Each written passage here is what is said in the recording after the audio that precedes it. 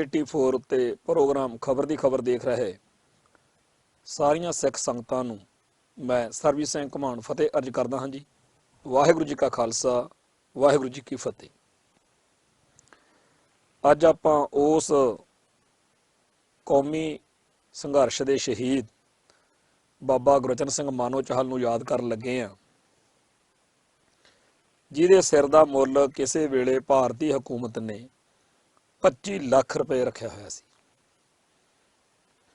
ਤੇ ਜਿਸ ਵੇਲੇ 28 ਫਰਵਰੀ 1993 ਨੂੰ ਤਰਨਤਾਰਨ ਦੇ ਕੋਲ ਪਿੰਡ ਰਟੌਲ ਦੇ ਵਿੱਚ ਠਾਹਰ ਵਾਲਿਆਂ ਨੇ, ਉਸ ਘਰ ਵਾਲਿਆਂ ਨੇ ਬਾਬੇ ਮਾਨੋ ਚਾਹਲ ਨੂੰ ਦੁੱਧ ਦੇ ਵਿੱਚ ਜ਼ਹਿਰ ਪਾ ਕੇ ਕਤਲ ਕਰ ਦਿੱਤਾ ਤੇ ਮਗਰੋਂ ਪੁਲਿਸ ਨੂੰ ਸੱਦਿਆ। ਉਦੋਂ ਜਦੋਂ ਇਹ ਖਬਰ ਸਾਰੇ ਸੰਸਾਰ ਵਿੱਚ ਆਈ ਤਾਂ ਇੱਕ ਪਾਸੇ ਤਾਂ ਸਮੁੱਚੇ ਸਿੱਖ ਜਗਤ ਨੇ ਉਸ ਲਾਲਚੀ ਪਰਿਵਾਰ ਨੂੰ ਲਾਹਣਤਾਂ ਪਾਈਆਂ ਕਿ ਜੇ ਪੈਸੇ ਦੇ ਲਾਲਚ ਵਿੱਚ ਹੀ ਇਹ ਕੰਮ ਕੀਤਾ ਹੈ ਤਾਂ ਅਸੀਂ ਕਈ 25 ਲੱਖ ਤੁਹਾਡੇ ਕਦਮਾਂ 'ਚ ਰੱਖ ਦਿੰਦੇ, ਪਰ ਤੁਸੀਂ ਇਹ ਕਾਰਾ ਨਹੀਂ ਸੀ ਕਰਨਾ। ਦੂਜੇ ਪਾਸੇ ਬਾਬੇ ਮਾਨੋ ਚਾਹਲ ਦੀ ਸ਼ਹੀਦੀ ਤੋਂ ਬਾਅਦ ਉਸ ਵੇਲੇ ਦੇ ਬੁੱਚੜ DSP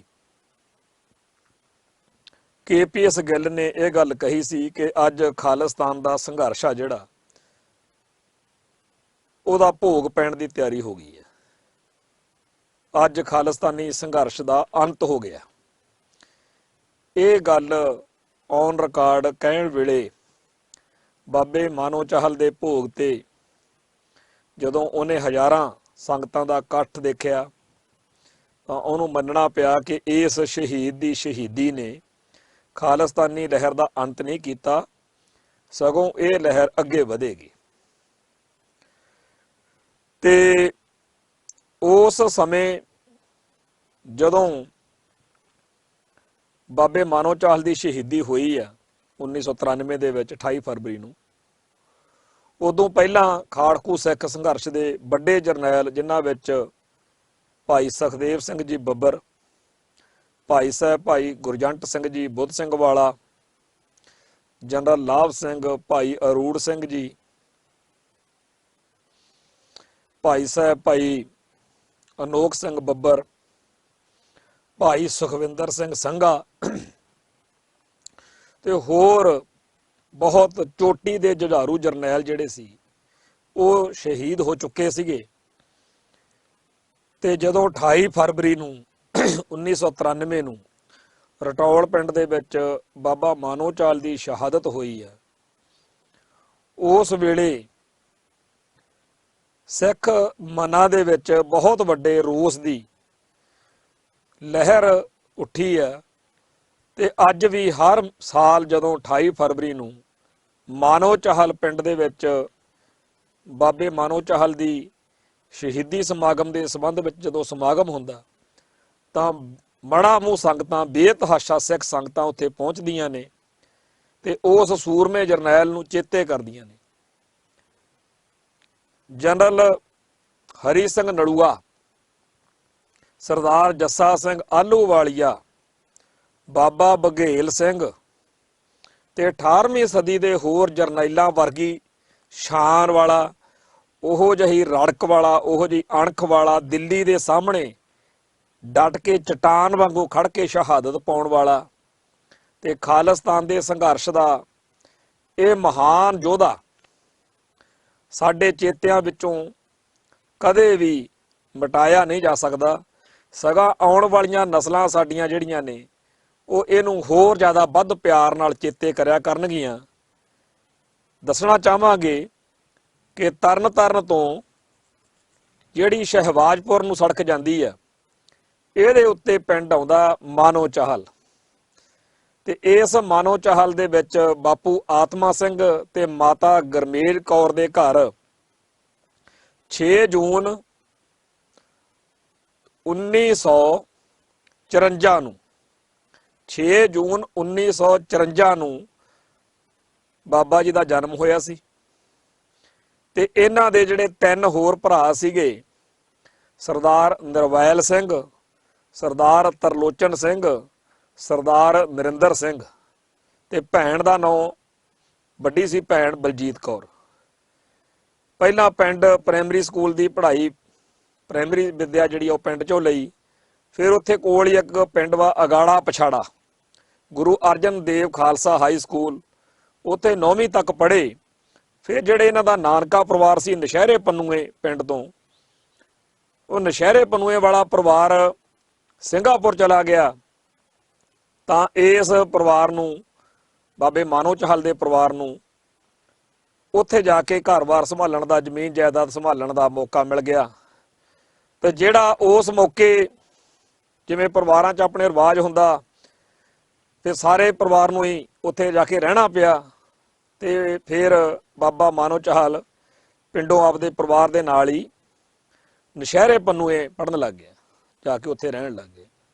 ਤੋ ਸਰੀਰ ਵਾਹਵਾ ਚੌੜਾ ਸੀ, ਜੁੱਸਾ ਮਜ਼ਬੂਤ ਸੀ, ਖੁੱਲੀ ਡੀਲ ਡੌਲ ਸੀ, ਤੇ ਪੂਰਾ ਖੇਡਾਂ ਦਾ, ਕੁਸ਼ਤੀ ਦਾ, ਕਬੱਡੀ ਦਾ ਸ਼ੌਕੀਨ, ਸਿਰ ਕੱਢਵਾਂ ਗੱਭਰੂ। ਤੇ ਸਕੂਲ ਜਦੋਂ ਪੜ੍ਹਨ ਲੱਗਿਆ ਤੇ ਇਹਦੀ ਗੁਰਮੁਖੀ ਬਿਰਤੀ, ਧਾਰਮਿਕ ਜਿਹਾ ਸੁਭਾਅ, ਤੇ ਉੱਥੇ ਨਿਆਣੇ ਜਿਹੜੇ ਸੀਗੇ, ਛੋਟੀ ਉਮਰ ਦੇ ਬੱਚੇ, ਉਹ ਸਕੂਲ ਦੀਆਂ ਵਿਦਿਆਰਥਣਾਂ ਨੂੰ ਤੰਗ ਪਰੇਸ਼ਾਨ ਕਰਦੇ ਸੀ। ਜਿਵੇਂ ਆਮ ਕਈ ਥਾਵਾਂ ਦੇ ਉੱਤੇ ਛੋਟੀ ਬੁੱਧੀ ਵਾਲੇ ਬੱਚੇ ਜਿਹੜੇ ਨੇ, ਮੁੰਡੇ, ਉਹ ਕੁੜੀਆਂ ਨੂੰ ਤੰਗ ਪਰੇਸ਼ਾਨ ਕਰਨ ਲੱਗ ਜਾਂਦੇ। ਤੇ ਬਾਬਾ ਮਾਨੋ ਚਾਹਲ ਜਿਹੜਾ ਪਿੰਡ ਤੋਂ ਆਪਦੇ ਨਾਨਕੇ ਪਿੰਡ ਜਾ ਕੇ ਰਹਿਣ ਲੱਗਿਆ ਸੀ। ਵੈਸੇ ਵੀ ਜਿਹੜਾ ਨਾਨਕੇ ਨਿਆਣਾ ਪਲਦਾ ਹੋਵੇ, ਥੋੜਾ ਜਿਹਾ ਉਹ ਖੁੱਲ ਲਈ ਜਾਂਦਾ ਵੀ ਮਾਮਿਆਂ ਕੋਲੇ ਰਹਿੰਦੇ ਆ। ਤੇ ਉੱਥੇ 2-4 ਦਿਨ ਦੇਖਿਆ, ਮੁੜ ਕੇ ਇਹਨੇ ਖੰਡਾ ਖੜਕਾਤਾ। 3-4 ਜਾਣੇ ਮੁੰਡੇ ਜਦੋਂ ਕੁੱਟ ਸਿੱਟੇ ਤੇ ਮਾਸਟਰਾਂ ਕੋਲੇ ਗਿਆ ਮਾਮਲਾ ਸਾਰਾ। ਤੇ ਮਾਸਟਰਾਂ ਨੇ ਪੁੱਛਿਆ ਵੀ ਹਾਂ ਵੀ ਕਿਉਂ ਲੜੇ ਹੋ? ਤਾਂ ਬਾਬਾ ਮਾਨੋ ਚਾਹਲ ਆਪਦੇ ਅੰਦਾਜ਼ ਵਿੱਚ ਹੀ ਬੋਲਦਾ ਹੈ, ਕਹਿੰਦਾ ਜੀ ਇਹ ਮਸਟੰਡੇ ਜੇ ਬੀਬੀਆਂ ਨੂੰ ਬੜਾ ਛੇੜਦੇ ਆ। ਉਹ ਸਾਰੇ ਉੱਥੇ ਹੱਸ ਪਏ ਵੀ ਨਿਆਣੀਆਂ ਨੂੰ, ਕੁੜੀਆਂ ਨੂੰ ਇਹ ਬੀਬੀਆਂ ਦੱਸਦਾ। ਤੇ ਮਾਸਟਰ ਕਹਿੰਦੇ ਜੇ ਇਹ ਕੁੜੀਆਂ ਬੀਬੀਆਂ ਨੇ ਫਿਰ ਤੂੰ ਵੀ ਬਾਬਾ ਹੀ ਹੋਇਆ। ਉਸ ਦਿਨ ਤੋਂ ਸਾਰੇ ਬਾਬਾ ਗੁਰਚਰਨ ਸਿੰਘ ਮਾਨੋ ਚਾਹਲ ਨੂੰ ਬਾਬਾ ਜੀ ਕਹਿਣ ਲੱਗ ਪਏ। ਬਾਅਦ ਵਿੱਚ ਫੌਜ 'ਚ ਭਰਤੀ ਹੋਏ। ਫੌਜ ਦੇ ਵਿੱਚ ਉੱਥੇ ਇੱਕ ਦਿਨ ਕਿਤੇ ਨਿਤਨੇਮ ਕਰਦੇ ਸੀਗੇ ਤੇ ਕੋਈ ਸੀਨੀਅਰ ਅਫਸਰ ਆ ਗਿਆ ਤੇ ਉਹਨੂੰ ਆਪਦੇ ਡਿਸਪਲਿਨ ਦਾ, ਫੌਜ ਦੇ ਦਾ ਹਿਸਾਬ ਕਿਤਾਬ ਸੀਗਾ ਕਿ ਉੱਠੋ ਜੀ, ਫਤਿਹ ਬੁਲਾਓ ਜਾਂ ਸਲੂਟ ਮਾਰੋ। ਪਰ ਬਾਬਾ ਬਾਣੀ ਪੜ੍ਹ ਰਿਹਾ ਸੀਗਾ, ਉਹਨੇ ਕਲੇਸ਼ ਕਰ ਲਿਆ ਅਫਸਰ ਨੇ। 2-4 ਮਿੰਟ ਲਾ ਕੇ ਬਾਬੇ ਨੇ ਸਮਝਾਇਆ ਵੀ ਭਾਈ ਇਹ ਕੋਈ ਏਡੀ ਗੱਲ ਨਹੀਂ, ਮੈਂ ਤਾਂ ਜਾਣ ਕੇ ਨਹੀਂ ਤੇਰੀ ਕੋਈ ਇਸ ਤਰ੍ਹਾਂ ਕੀਤਾ, ਵੀ ਮੈਂ ਪਾਠ ਕਰਦਾ ਸੀ। ਪਰ ਉਹਨੇ ਅਬਾ ਤਬਾ ਜਿਹਾ ਬੋਲਿਆ ਤੇ ਬਾਬੇ ਦਾ ਸੁਭਾਅ ਥੋੜਾ ਜਿਹਾ ਤੱਤਾ ਸੀ, ਆ ਗੋਡਿਆਂ ਹੇਠਾਂ ਲੈ ਲਿਆ, ਕਿਉਂਕਿ ਉਹਨੇ ਅਪਸ਼ਬਦ ਵਰਤੇ। ਖਾਸ ਤੌਰ ਤੇ ਸਿੱਖ ਜਿਹੜੀ ਜਜ਼ਬਾਤ ਨੇਗੇ, ਇਹਨੂੰ ਟਾਰਗੇਟ ਕਰਦੀਆਂ ਕੁਝ ਗੱਲਾਂ ਕਹੀਆਂ ਜਿਹੜੀਆਂ ਕਿ ਅਯੋਗ ਨੇ ਇੱਥੇ ਬੋਲਣੀਆਂ।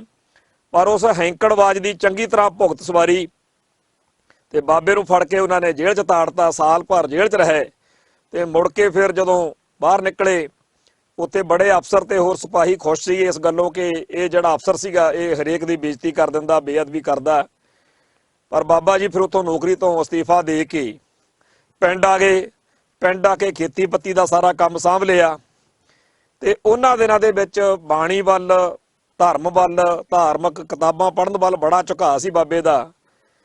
ਤੇ ਉਦੋਂ 1974-75 ਦਾ ਜਿਹੜੇ ਦਿਨ ਸੀਗੇ ਤੇ ਸੰਤ ਗਿਆਨੀ ਕਰਤਾਰ ਸਿੰਘ ਜੀ ਖਾਲਸਾ ਭਿੰਡਰਾਂ ਵਾਲੇ ਉਹਨਾਂ ਦਿਨਾਂ ਦੇ ਵਿੱਚ ਸਾਰੇ ਪੰਜਾਬ ਦੇ ਵਿੱਚ ਖਾਸ ਤੌਰ ਤੇ ਧਰਮ ਦਾ ਪ੍ਰਚਾਰ ਕਰਦੇ ਸੀ। ਤੇ ਬਾਬਾ ਕਰਤਾਰ ਸਿੰਘ ਜੀ ਖਾਲਸਾ ਭਿੰਡਰਾਂ ਵਾਲਿਆਂ ਦਾ ਜਿਹੜਾ ਨਗਰ ਆ ਉਹ ਵੀ ਭੂਰੇ ਕੋਨੇ ਇੱਧਰ ਮਾਨੋ ਚਾਹਲ ਵਾਲੇ ਪਾਸੇ, ਤਰਨਤਾਰਨ ਵਾਲੇ ਪਾਸੇ ਹੋਣ ਕਰਕੇ ਅਕਸਰ ਹੀ ਬਾਬਾ ਮਾਨੋ ਚਾਹਲ ਬਾਬਾ ਕਰਤਾਰ ਸਿੰਘ ਜੀ ਦੇ ਨਾਲ ਬਚਨ ਬਲਾਸ ਵੀ ਕਰਦੇ ਤੇ ਨਾਲੇ ਦੀਵਾਨ ਵਗੈਰਾ ਸੁਣਨ ਜਾਂਦੇ। ਤੇ ਫਿਰ ਇਸੇ ਹਿਸਾਬ ਕਿਤਾਬ ਦੇ ਵਿੱਚ 1974-75 ਦੇ ਲਾਗੇ ਉਹਨਾਂ ਨੇ ਅੰਮ੍ਰਿਤ ਛਕ ਲਿਆ ਤੇ ਟਕਸਾਲੀ ਸਿੰਘ ਬਣ ਗਏ। ਫਿਰ ਜਿੱਦ ਜੀ ਫੜ ਲਈ ਵੀ ਵੱਧ ਤੋਂ ਵੱਧ ਬਾਣੀ ਕੰਠ ਕਰਨੀ ਹੈ। ਤੇ ਬਾਬਾ ਕਰਤਾਰ ਸਿੰਘ ਜੀ ਖਾਲਸਾ ਭਿੰਡਰਾਂ ਵਾਲੇ ਉਹ ਇਹਨਾਂ ਨੂੰ ਬਾਣੀ ਕੰਠ ਕਰਾਉਂਦੇ ਰਹੇ।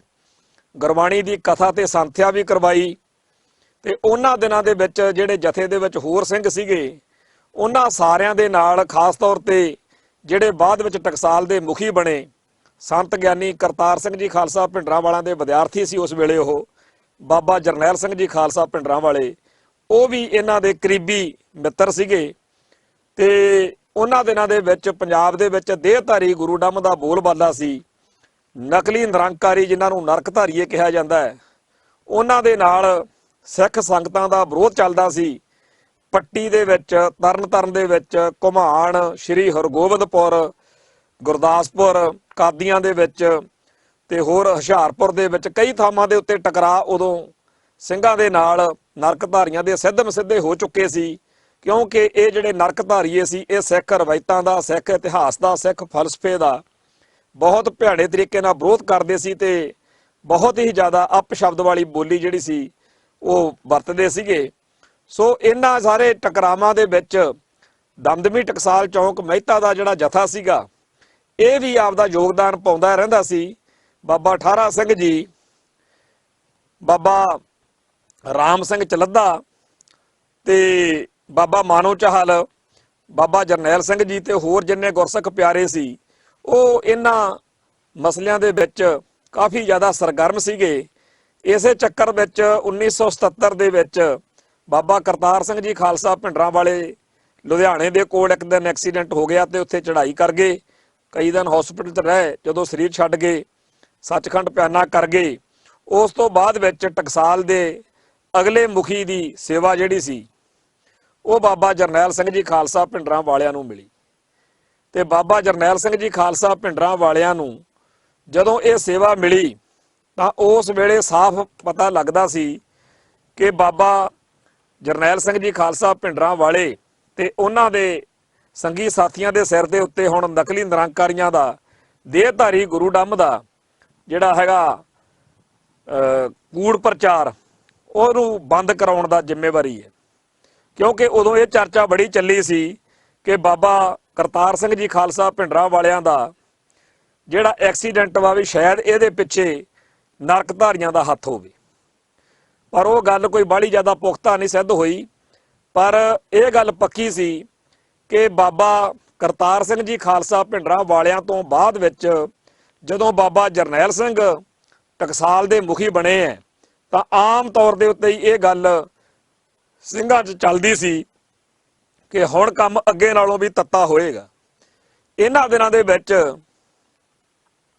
1978 ਦੀ ਵਿਸਾਖੀ ਆ ਗਈ ਤੇ ਵਿਸਾਖੀ ਵਾਲੇ ਦਿਨ ਨਰਕਧਾਰੀਆਂ ਨੇ ਬਾਦਲ ਸਰਕਾਰ ਦੀ ਸ਼ਹਿ ਉੱਤੇ ਅੰਮ੍ਰਿਤਸਰ ਦੇ ਵਿੱਚ ਜੋ ਕੂੜ ਪ੍ਰਚਾਰ ਕੀਤਾ ਉਹਨੂੰ ਰੋਕਣ ਲਈ ਅਖੰਡ ਕੀਰਤਨੀ ਜਥੇ ਦੇ, ਦਮਦਮੀ ਟਕਸਾਲ ਦੇ ਤੇ ਹੋਰ ਸਿੱਖ ਸੰਗਤਾਂ ਦੇ ਜਥੇ ਜਦੋਂ ਇਸ ਪਾਸੇ ਨੂੰ ਵਧੇ ਤਾਂ ਜਿੱਥੇ ਅੱਜ ਗੁਰਦੁਆਰਾ B ਬਲਾਕ ਬਣਿਆ ਹੋਇਆ, ਇਸ ਸਥਾਨ ਦੇ ਉੱਤੇ ਨਰਕਧਾਰੀਆਂ ਨੇ ਸਮੇਂ ਦੀ ਹਕੂਮਤ ਦੀ ਸ਼ਹਿ ਉੱਤੇ 13 ਸਿੰਘਾਂ ਨੂੰ ਸ਼ਹੀਦ ਕਰ ਦਿੱਤਾ। ਉਸ ਦਿਨ ਬਾਬੇ ਮਾਨੋ ਚਾਹਲ ਦੇ ਵੀ ਫੱਟੜ ਹੋ ਗਏ ਸੀ, ਇਹਨਾਂ ਦੇ ਵੀ ਕਾਫੀ ਜ਼ਿਆਦਾ ਸੱਟਾਂ ਫੇਟਾਂ ਵੱਜੀਆਂ ਸੀ ਤੇ ਜਦੋਂ ਫੱਟੜ ਹੋਇਆ ਸ਼ੇਰ ਬਾਬਾ ਜਰਨੈਲ ਸਿੰਘ ਜੀ ਨੂੰ ਮਿਲਿਆ ਤਾਂ ਬਾਬਾ ਜਰਨੈਲ ਸਿੰਘ ਜੀ ਨੂੰ ਕਿਹਾ ਕਿ ਮੈਨੂੰ ਬਖਸ਼ੋ ਇਹ ਸੇਵਾ, ਇਹ ਨਰਕਧਾਰੀ ਗੁਰਬਚਨੇ ਦਾ ਕੰਡਾ ਮੈਂ ਕੱਢਾਂ। ਤਾਂ ਬਾਬਾ ਜਰਨੈਲ ਸਿੰਘ ਜੀ ਨੇ ਕਿਹਾ ਕਿ ਨਹੀਂ ਭਾਈ, ਤੇਰਾ ਇਹ ਕੰਮ ਨਹੀਂ ਹੈ, ਤੂੰ ਬਾਣੀ ਪੜਿਆ ਕਰ ਤੇ ਤੂੰ ਹੋਰ ਬੜੀ ਵੱਡੀ ਸੇਵਾ ਲੈਣੀ ਹੈ। ਤੇ ਬਾਬਾ ਜਰਨੈਲ ਸਿੰਘ ਜੀ ਖਾਲਸਾ ਭਿੰਡਰਾਂਵਾਲਿਆਂ ਨੇ ਇਹ ਬਚਨ ਕੱਲੇ ਬਾਬੇ ਮਾਨੋ ਚਾਹਲ ਨੂੰ ਨਹੀਂ ਕਹੇ, ਉਸ ਵੇਲੇ ਹੋਰ ਵੀ ਕਈ ਗੁਰਸਿੱਖ ਪਿਆਰੇ ਸੀ ਜਿਨ੍ਹਾਂ ਨੇ ਇਹ ਸੇਵਾ ਮੰਗੀ, ਪਰ ਬਾਬਾ ਜਰਨੈਲ ਸਿੰਘ ਜੀ ਨੇ ਹਰੇਕ ਨੂੰ ਮਨਾ ਕੀਤਾ, ਕਿਹਾ ਕਿ ਆਪਦਾ ਨਾਮ ਸਿਮਰਨ ਕਰੋ, ਬਾਣੀ ਪੜਿਆ ਕਰੋ, ਤੁਹਾਡੀ ਕਿਤੇ ਹੋਰ ਸੇਵਾ ਲਵਾਂਗੇ।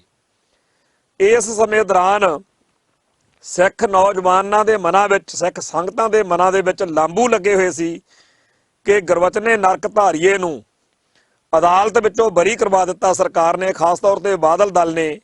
ਜਿਹੜੀ ਉੱਪਰਲੀ ਅਦਾਲਤ ਵਿੱਚ ਅਪੀਲ ਕਰਨੀ ਸੀ ਉਹ ਵੀ ਨਹੀਂ ਕੀਤੀ। ਤਾਂ ਸਿੱਖ ਸੰਗਤਾਂ ਦੇ ਬਹੁਤ ਜ਼ਿਆਦਾ ਮਨ ਵਿੱਚ ਰੋਸ ਸੀ, ਕਿਉਂਕਿ ਨਰਕਧਾਰੀਏ ਕਹਿੰਦੇ ਸੀ ਕਿ ਤੁਹਾਡਾ ਗੁਰੂ ਹਰਗੋਬਿੰਦ ਪਾਤਸ਼ਾਹ ਤਾਂ 52 ਰਾਜੇ ਛਡਾ ਕੇ ਲਿਆਇਆ ਸੀ, 52 ਕੈਦੀ ਛਡਾਏ ਸੀ, ਸਾਡੇ ਨਿਰੰਕਾਰੀਆਂ ਦੇ ਪ੍ਰਮੁੱਖ ਗੁਰਬਚਨ ਸਿੰਘ ਨੇ 62 ਬੰਦੇ ਛਡਾ ਲਏ। ਸੋ ਇਹੋ ਜਿਹੀਆਂ ਦਿਲ ਸਾੜਮੀਆਂ ਗੱਲਾਂ ਸੁਣਦੇ ਕਰਦੇ ਸਿੱਖ ਬੜੇ ਔਖੇ ਸੀਗੇ।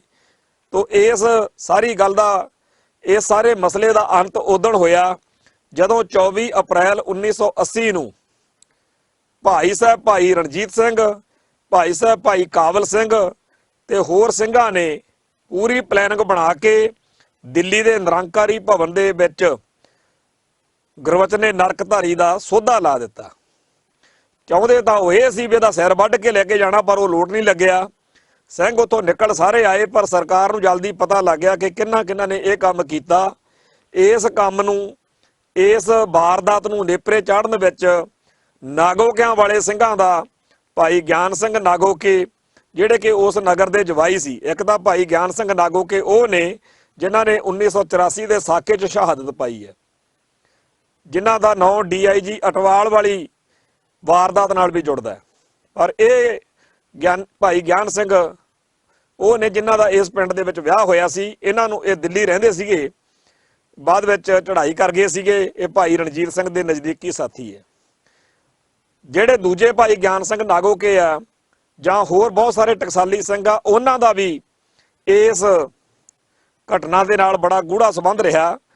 ਪਰ ਮੁੱਖ ਤੌਰ ਦੇ ਉੱਤੇ ਸਰਕਾਰ ਨੂੰ, CBI ਨੂੰ, ਭਾਰਤੀ ਹਕੂਮਤੀ ਤੰਤਰ ਨੂੰ ਇਹ ਗੱਲ ਸਮਝ ਲੱਗ ਗਈ ਕਿ ਇਹ ਸਾਰੀ ਵਾਰਦਾਤ ਜਿਹੜੀ ਆ ਇਹ ਨਾਗੋਕੇ ਵਾਲੇ ਬ੍ਰਿਗੇਡ ਨੇ ਕਰਵਾਈ ਆ, ਜਿਹ 'ਚ ਬਾਬਾ ਜਰਨੈਲ ਸਿੰਘ ਦਾ ਵੀ ਹੱਥ ਆ, ਤੇ ਜਿਹਦੇ ਵਿੱਚ ਜਿਹੜੇ ਮੁੱਖ ਤੌਰ ਦੇ ਉੱਤੇ ਨੇ ਉਹ ਭਾਈ ਕਾਬਲ ਸਿੰਘ ਤੇ ਭਾਈ ਰਣਜੀਤ ਸਿੰਘ ਨੇ। ਸੋ ਇਸ ਗੱਲ ਤੋਂ ਸਿੱਖ ਸੰਗਤਾਂ ਦੇ ਮਨਾਂ ਦੇ ਵਿੱਚ ਬੜੀ ਖੁਸ਼ੀ ਹੋਈ ਆ, ਕਿਉਂਕਿ ਨਰਕਧਾਰੀਆਂ ਦੇ ਕਰਕੇ ਸਿੱਖਾਂ ਦਾ ਮਨ ਦਿਲ ਬਹੁਤ ਔਖਾ ਸੀ। 1979 ਦੇ ਵਿੱਚ ਬਾਬੇ ਮਾਨੋ ਚਾਹਲ ਦਾ ਆਨੰਦ ਕਾਰਜ ਪਿੰਡ ਮਲਮੋਰੀ 'ਚ ਹੋਇਆ। ਉਹਨਾਂ ਦੀ ਸਿੰਘਣੀ ਦਾ ਨਾਂ ਬੀਬੀ ਦਲਬੀਰ ਕੌਰ, ਤੇ ਉਹਨਾਂ ਦੇ 3 ਪੁੱਤਰ ਹਰਬਰਿੰਦਰ ਸਿੰਘ, ਹਰਜਿੰਦਰ ਸਿੰਘ ਤੇ ਗੁਰਬਿੰਦਰ ਸਿੰਘ, ਉਹ 3 ਪੁੱਤਰ ਨੇ। ਤੇ ਤਿੰਨੇ ਪੁੱਤਰ ਜਿਹੜੇ ਨੇ ਸਿੱਖੀ ਸਰੂਪ ਵਿੱਚ ਚੜ੍ਹਦੀ ਕਲਾ ਦੇ ਵਿੱਚ ਨੇ ਤੇ ਆਪੋ ਆਪਦੀ ਜ਼ਿੰਦਗੀ ਦੇ ਵਿੱਚ ਸਿੱਟ ਨੇ। ਤੋ ਇਹ ਜਿਹੜਾ ਨਸ਼ਹਿਰੇ ਪੰਨੂਏ ਪਿੰਡ ਦੇ ਵਿੱਚ ਬਾਬਾ ਮਾਨੋ ਚਾਹਲ ਰਹਿੰਦੇ ਰਹੇ ਆਪਦੇ ਨਾਨਕੇ ਪਰਿਵਾਰ 'ਚ। ਅੱਜ ਵੀ ਉਹ ਪਰਿਵਾਰ ਜਿੱਥੇ ਪੁਲਿਸ ਬੈਠੀ ਆ, ਬੜੀ ਵੱਡੀ ਗਿਣਤੀ ਵਿੱਚ ਪੁਲਿਸ ਫੋਰਸ ਉੱਥੇ ਬੈਠੀ ਹੁੰਦੀ ਆ, ਪੁਲਿਸ ਚੌਂਕੀ ਬਣਾਈ ਹੋਈ ਆ, ਤੇ ਉਹਦੇ ਬਿਲਕੁਲ ਸਾਹਮਣੇ ਉਸ ਘਰ ਦੇ ਜਿੱਥੇ ਬਾਬੇ ਮਾਨੋ ਚਾਹਲ ਦਾ ਘਰ ਵਾ, ਨਸ਼ਹਿਰੇ ਪੰਨੂਏ ਜਦੋਂ ਲੰਘੀਏ, ਇੱਕ ਪਾਸੇ ਪੁਲਿਸ ਚੌਂਕੀ ਆ, ਉਹ ਬਾਬੇ ਦਾ ਘਰ ਵਾ, ਦੂਜੇ ਪਾਸੇ ਇੱਕ ਗੁਰਦੁਆਰਾ ਸਾਹਿਬ ਦਿਖਦਾ ਤੁਹਾਨੂੰ। ਉਹ ਗੁਰਦੁਆਰਾ ਸਾਹਿਬ ਭਾਈ ਧੰਨਾ ਜੀ ਕਵੀ ਰਾਜ ਜੀ ਦੀ ਯਾਦ ਵਿੱਚ ਬਣਾਇਆ ਗਿਆ, ਜਿਹੜੇ ਕਿ ਇਸੇ ਨਗਰ ਦੇ ਸੀ। ਤੇ ਪੌਂਟਾ ਸਾਹਿਬ ਦੇ ਵਿੱਚ ਗੁਰੂ ਗੋਬਿੰਦ ਸਿੰਘ ਜੀ ਦੇ ਮੌਕੇ ਦਸ਼ਮੇਸ਼ ਪਾਤਸ਼ਾਹ ਦੇ ਦਰਬਾਰ ਦੀ ਸ਼ਾਨ ਹੁੰਦੇ ਸੀ। ਇਹ ਉਹੀ ਕਵੀ ਧੰਨਾ ਜੀ ਨੇ ਜਿਨ੍ਹਾਂ ਨੇ ਚੰਦਨ ਕਵੀ ਦਾ ਮਾਣ ਤੋੜਿਆ ਸੀ। ਚੰਦਨ ਕਵੀ ਜਿਹੜਾ ਸੀਗਾ ਉਹ ਗੁਰੂ ਪਾਤਸ਼ਾਹ ਦੇ ਕੋਲ ਆਇਆ ਸੀਗਾ, ਤੇ ਉਹਨੂੰ ਆਪਦੀ ਕਵਿਤਾ ਦਾ, ਆਪਦੇ ਦਿਮਾਗ ਦਾ ਬੜਾ ਹੰਕਾਰ ਸੀਗਾ, ਤੇ ਉਹਨੇ ਕਵਿਤਾ ਦੇ ਰਾਹੀਂ ਇੱਕ ਚੈਲੰਜ ਸਿੱਟਿਆ ਸੀਗਾ। ਪਰ ਉਹ ਚੈਲੰਜ ਜਿਹੜਾ ਸੀਗਾ ਉਹ ਗੁਰੂ ਪਾਤਸ਼ਾਹ ਨੇ ਇਸ ਭਾਈ ਧੰਨਾ ਜੀ ਨੂੰ ਕਿਹਾ, ਤੇ ਭਾਈ ਧੰਨਾ ਜੀ ਇੰਨੇ ਜ਼ਿਆਦਾ ਵਿਦਵਾਨ ਸੀਗੇ ਕਿ ਉਹਦੇ ਜਿਹੜਾ ਉਹਨੇ ਸਿੱਟੀ ਸੀ ਗੱਲ, ਉਹਦਾ ਤਾਂ ਜਵਾਬ ਦਿੱਤਾ ਹੀ ਦਿੱਤਾ, ਪਰ ਜਿਹੜਾ ਆਪ ਇਹਨਾਂ ਨੇ ਸਵਾਲ ਪਾਇਆ ਫਿਰ ਉਹਨੂੰ ਗੱਲ ਨਹੀਂ ਸੀ ਆਈ। ਸੋ ਉਹ ਭਾਈ ਧੰਨਾ ਜੀ ਦੀ ਯਾਦ ਵਿੱਚ ਜਿਹੜਾ ਗੁਰਦੁਆਰਾ ਸਾਹਿਬ ਦੀ ਉਸਾਰੀ ਕੀਤੀ, ਉਹ ਅੱਜ ਵੀ ਜਦੋਂ ਮਾਨੋ ਚਾਹਲ ਪਿੰਡ, ਜਦੋਂ ਆਪਾਂ ਨਸ਼ਹਿਰੇ ਪੰਨੂਏ ਪਿੰਡ ਵਿੱਚ ਦੀ ਲੰਘਦੇ ਆ, ਉਹ ਗੁਰਦੁਆਰਾ ਸਾਹਿਬ ਉੱਥੇ ਸੜਕ ਦੇ ਉੱਤੇ ਹੀ ਸੁਸ਼ੋਭਿਤ ਆ। ਤੇ ਉਹ ਸਾਰੀ ਸੇਵਾ ਜਿਹੜੀ ਸੀ ਉਹ ਬਾਬਾ ਮਾਨੋ ਚਾਹਲ ਜੀ ਉੱਥੇ ਰਹਿ ਕੇ ਕਰਵਾ ਰਹੇ ਸੀ। ਤੇ ਉਦੋਂ ਉਹਨਾਂ ਦਿਨਾਂ ਦੇ ਵਿੱਚ ਪੁਲਿਸ ਅਕਸਰ ਹੀ ਸੰਤ ਗਿਆਨੀ ਜਰਨੈਲ ਸਿੰਘ ਜੀ ਖਾਲਸਾ ਭਿੰਡਰਾਂ ਵਾਲਿਆਂ ਦੇ ਸੰਗੀਆਂ ਸਾਥੀਆਂ ਨੂੰ ਤੰਗ ਪਰੇਸ਼ਾਨ ਕਰਦੀ ਸੀ, ਜਾਂ ਜਿਹੜੇ ਵੀ ਪੰਜਾਬ ਦੇ ਵਿੱਚ ਸਿੱਖੀ ਦਾ ਦਰਦ ਰੱਖਦੇ ਸੀ, ਪੰਥ ਦੀ ਚੜ੍ਹਦੀ ਕਲਾ ਦੇ ਇੱਛਕ ਸੀ, ਉਹਨਾਂ ਨੂੰ ਪਰੇਸ਼ਾਨ ਕਰਦੀ ਰਹਿੰਦੀ ਸੀ। ਤੋ ਇਸੇ ਚੱਕਰ ਵਿੱਚ 1980 ਚ ਇੱਕ ਦਿਨ ਪੁਲਿਸ ਪਾਰਟੀ ਨੇ ਬਾਬੇ ਮਾਨੋ ਚਾਹਲ ਨੂੰ ਗੁਰਦੁਆਰਾ ਸਾਹਿਬ ਦੇ ਵਿੱਚੋਂ ਫੜਨਾ ਚਾਹਿਆ, ਤੇ ਬਾਬੇ ਨੇ ਕਿਹਾ ਵੀ 1 ਮਿੰਟ ਰੁਕੋ, ਅੰਦਰੋਂ ਮੈਂ ਕੱਪੜੇ ਚੱਕ ਲਿਆਵਾਂ। ਤੇ ਅੰਦਰ ਗੁਰੂ ਸਾਹਿਬ ਦੀ ਹਜ਼ੂਰੀ 'ਚ ਜਿਹੜਾ ਸ੍ਰੀ ਸਾਹਿਬ ਪਈ ਸੀ ਉਹ ਚੱਕ ਲਈ, ਤੇ ਫਿਰ ਉਹਨਾਂ ਨੂੰ ਕਿਹਾ ਵੀ ਆਜੋ, ਜੇ ਹਿੰਮਤ ਹੈਗੀ ਆ ਤਾਂ ਫੜ ਲਓ। ਤੇ ਜਦ ਨੂੰ ਪਿੰਡ ਦੇ ਲੋਕ ਇਕੱਠੇ ਹੋ ਕੇ ਆ ਗਏ ਤਾਂ ਉਹਨਾਂ ਨੇ ਦੱਸਿਆ ਕਿ ਇਹ ਤਾਂ ਇੱਥੇ ਹੀ ਗੁਰੂ ਘਰ 'ਚ ਹੀ ਸੇਵਾ ਕਰਦੇ ਆ, ਤੇ ਇਹਨਾਂ ਦਾ ਕਿਸੇ ਵਾਰਦਾਤ 'ਚ ਜਾਂ ਕਿਸੇ ਗੱਲ 'ਚ ਕੋਈ ਹੈ ਨਹੀਂ। ਤਾਂ ਫਿਰ ਉਹ ਚਲੇ ਗਏ। ਪਰ ਉਸ ਤੋਂ ਬਾਅਦ 'ਚ ਬਾਬਾ ਜੀ ਅਕਸਰ ਹੀ ਮਹਿਤੇ ਚੌਂਕ ਜਾਂ ਬਾਬਾ ਜਰਨੈਲ ਸਿੰਘ ਦੇ ਨਾਲ ਜ਼ਿਆਦਾ ਵਿਚਰਦੇ ਰਹੇ। ਆਪਾਂ ਨੂੰ ਸਭ ਨੂੰ ਪਤਾ ਕਿ ਦਮਦਮੀ ਟਕਸਾਲ ਦੇ ਉੱਤੇ ਸੰਤ ਗਿਆਨੀ ਜਰਨੈਲ ਸਿੰਘ ਜੀ ਖਾਲਸਾ ਭਿੰਡਰਾਂ ਵਾਲਿਆਂ ਦੇ ਉੱਤੇ ਸਰਕਾਰ ਦੀ ਬੜੀ ਗਹਿਰੀ ਅੱਖ ਸੀਗੀ। ਤੇ ਇਸ ਕਰਕੇ ਜਦੋਂ ਲਾਲਾ ਜਗਤ ਨਾਰਾਇਣ ਦਾ ਮਰਡਰ ਹੋਇਆ ਤਾਂ ਬਾਬਾ ਜਰਨੈਲ ਸਿੰਘ ਜੀ ਖਾਲਸਾ ਭਿੰਡਰਾਂ ਵਾਲਿਆਂ ਨੂੰ 20 ਸਤੰਬਰ 1981 ਨੂੰ ਅਰੈਸਟ ਕਰ ਲਿਆ ਗਿਆ। ਪਰ ਸੰਤ ਗਿਆਨੀ ਜਰਨੈਲ ਸਿੰਘ ਜੀ ਖਾਲਸਾ ਭਿੰਡਰਾਂ ਵਾਲਿਆਂ ਦੀ ਰਿਹਾਈ ਲਈ ਦਲ ਖਾਲਸਾ ਨੇ 29 ਸਤੰਬਰ 1981 ਨੂੰ ਜਹਾਜ਼ ਅਗਵਾ ਕਰ ਲਿਆ ਤੇ ਲਾਹੌਰ ਜਾ ਕੇ ਉਤਾਰ ਦਿੱਤਾ। ਦੂਜੇ ਪਾਸੇ ਬੱਬਰ ਖਾਲਸਾ ਵਾਲਿਆਂ ਸਿੰਘਾਂ ਨੇ ਥਾਂ ਥਾਂ ਦੇ ਉੱਤੇ ਮੋਟਰਸਾਈਕਲ ਚਲਾਇਆ ਤੇ ਜਦੋਂ ਸਿੰਘਾਂ ਨੇ ਮੋਟਰਸਾਈਕਲ ਚਲਾਇਆ ਤੇ ਜਿਹੜੇ ਦੁਸ਼ਟ ਸੀ, ਪੰਥ ਦੇ ਗਦਾਰ ਸੀ, ਉਹਨਾਂ ਨੂੰ ਸੋਧਾ ਲੱਗਣਾ ਸ਼ੁਰੂ ਹੋ ਗਿਆ। ਤੀਜੇ ਪਾਸੇ ਦਸ਼ਮੇਸ਼ ਰੈਜੀਮੈਂਟ ਵਾਲੇ ਜਿਹੜੇ ਸੀਗੇ, ਫੈਡਰੇਸ਼ਨ ਵਾਲੇ ਸਿੰਘ, ਉਹਨਾਂ ਨੇ ਵੀ ਆਪਦਾ ਬਣਦਾ ਯੋਗਦਾਨ ਪਾਇਆ। ਗੱਲ ਕੀ, ਸਾਰਾ ਪੰਥ ਬਾਬਾ ਜਰਨੈਲ ਸਿੰਘ ਦੇ ਪਿੱਠ ਦੇ ਉੱਤੇ ਇਕਜੁੱਟ ਹੋ ਕੇ ਖੜ ਗਿਆ। ਤਾਂ 20 ਜਿਹੜੀ ਅਗਸਤ ਸੀ, 20 ਸਤੰਬਰ ਸੀ, 20 ਸਤੰਬਰ 1981 ਨੂੰ ਗ੍ਰਿਫਤਾਰੀ ਹੋਈ ਆ। ਅਗਸਤ, ਸਤੰਬਰ ਤੇ ਅਕਤੂਬਰ, 15 ਅਕਤੂਬਰ ਦੇ ਲਾਗੇ ਆ ਕੇ ਬੜੀ ਜਲਦੀ ਬਾਬਾ ਜਰਨੈਲ ਸਿੰਘ ਜੀ ਖਾਲਸਾ ਭਿੰਡਰਾਂ ਵਾਲਿਆਂ ਨੂੰ ਰਿਹਾ ਕਰਨਾ ਪਿਆ। ਇਹਨਾਂ ਨੂੰ ਛੱਡਣਾ ਪਿਆ ਤੇ ਕਹਿਣਾ ਪਿਆ ਪਾਰਲੀਮੈਂਟ ਦੇ ਵਿੱਚ ਕਿ ਇਹ ਸੰਤ ਮਹਾਂਪੁਰਖ ਸਾਨੂੰ ਕਿਸੇ ਕੇਸ ਵਿੱਚ ਲੜੀਂਦੇ ਨਹੀਂ। ਪਰ ਇਹਦੇ ਬਾਵਜੂਦ ਜਿਹੜਾ ਦਰਬਾਰਾ ਸਿੰਘ ਸੀਗਾ ਜ਼ਕਰੀਆ, ਇਹ ਆਪਦੇ ਤੌਰ ਦੇ ਉੱਤੇ ਬਾਬਾ ਜਰਨੈਲ ਸਿੰਘ ਦੇ ਨਾਲ ਖਹਿੰਦਾ ਰਿਹਾ। ਇਹਦੀ ਇਹੀ ਇੱਛਾ ਸੀ ਕਿ ਕਿਸੇ ਤਰੀਕੇ ਨਾਲ ਬਾਬਾ ਜਰਨੈਲ ਸਿੰਘ ਨੂੰ ਦਮਦਮੀ ਟਕਸਾਲ ਨੂੰ ਬਿਪਤਾ 'ਚ ਪਾਇਆ ਜਾਵੇ। ਸੋ ਇਸ ਕਰਕੇ ਜਦੋਂ ਇਹਨੂੰ ਪਤਾ ਲੱਗਿਆ ਕਿ ਬਾਬਾ ਜਰਨੈਲ ਸਿੰਘ ਬੰਬੇ ਦੇ ਗੁਰਦੁਆਰੇ ਦਾਦਰ ਵਿੱਚ ਕਥਾ ਕਰਨ ਜਾ ਰਹੇ ਨੇ, ਤਾਂ ਇੱਥੋਂ ਇਹਨੇ ਪੁਲਿਸ ਪਾਰਟੀ ਭੇਜ ਦਿੱਤੀ। ਉੱਥੇ ਮਹਾਰਾਸ਼ਟਰ ਦੀ ਸਰਕਾਰ ਨੂੰ ਵੀ ਕਹਿ ਦਿੱਤਾ ਤੇ ਮਹਾਰਾਸ਼ਟਰ ਦੀ ਸਰਕਾਰ ਵੀ ਨਾਲ ਰਲ ਗਈ, ਪੁਲਿਸ ਨਾਲ ਰਲ ਗਈ। ਸਰਕਾਰ ਨਾਲ ਰਲੀ ਹੋਵੇ ਤੇ ਫਿਰ ਸੌਖਾ ਹੋ ਜਾਂਦਾ। ਤੇ ਉਹਨਾਂ ਨੇ ਸੋਚਿਆ ਕਿ ਉੱਥੋਂ ਬਾਬਾ ਜਰਨੈਲ ਸਿੰਘ ਨੂੰ ਅਰੈਸਟ ਕਰਕੇ ਲਿਆਵਾਂਗੇ। ਤੇ ਇਹ ਗੱਲ ਜਿਹੜੀ ਅਰੈਸਟ ਦੀ ਸੀ, ਬਾਬਾ ਜੀ ਉਦੋਂ ਪਹਿਲਾਂ ਅਰੈਸਟ ਹੋ ਹੀ ਚੁੱਕੇ ਸੀ। ਅਰੈਸਟ ਹੋਣ 'ਚ ਤਾਂ ਕੋਈ ਆਨਾਕਾਨੀ ਨਹੀਂ ਸੀ। ਜਦੋਂ ਲਾਰੇ ਜਗਤ ਮਰਨ ਵਾਲਾ ਕੰਮ ਹੋਇਆ ਉਦੋਂ ਬਾਬਾ ਜੀ ਗ੍ਰਿਫਤਾਰ ਹੋਏ ਹੀ ਸੀ।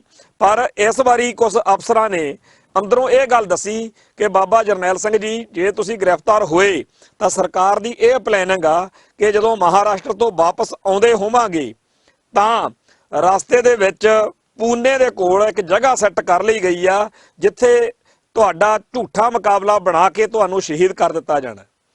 ਜਦੋਂ ਇਹ ਖਬਰ ਬਾਬਾ ਜਰਨੈਲ ਸਿੰਘ ਤੇ ਉਹਨਾਂ ਦੇ ਸਾਥੀਆਂ ਨੂੰ ਮਿਲੀ ਤਾਂ ਉਹਨਾਂ ਨੇ ਉੱਥੇ ਪਲਾਨ ਬਣਾਈ ਤੇ ਉੱਥੇ ਜਿਹੜੇ ਦਾਦਰ ਦੇ ਗੁਰਸਿੱਖ ਪਿਆਰੇ ਸੀ, ਬੰਬੇ ਵਾਲੇ ਸਿੰਘ, ਉਹਨਾਂ ਨੂੰ ਦੱਸਿਆ ਵੀ ਕੀ ਕਰੀਏ। ਤਾਂ ਬਾਬਾ ਜੀ ਨੂੰ ਉਹਨਾਂ ਨੇ ਕਿਹਾ ਕਿ ਜਿਵੇਂ ਤੁਸੀਂ ਕਹੋਗੇ ਉਵੇਂ ਕਰ ਲੈਂਦੇ ਆ। ਤਾਂ ਬੰਬੇ ਦੀ ਸੰਗਤ ਨੇ 2 ਨਵੀਆਂ ਫੀਅਟ ਕਾਰਾਂ ਜਿਹੜੀਆਂ ਸੀਗੀਆਂ ਤੇ 4 ਡਰਾਈਵਰ ਦੇ ਦਿੱਤੇ।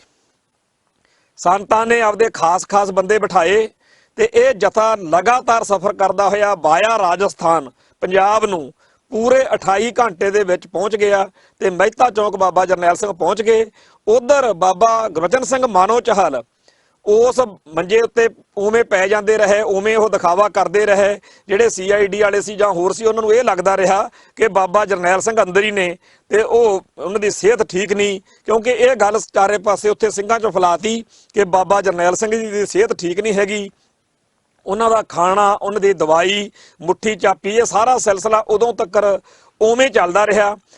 ਸੀਗੇ ਤਾਂ ਅੰਦਰ ਬਾਬਾ ਮਾਨੋ ਚਾਹਲ ਜੀ, ਪਰ ਲੋਕਾਂ ਨੂੰ ਵਹਿਮ ਇਹ ਪਾਇਆ ਗਿਆ ਕਿ ਬਾਬਾ ਜਰਨੈਲ ਸਿੰਘ ਅੰਦਰ ਨੇ।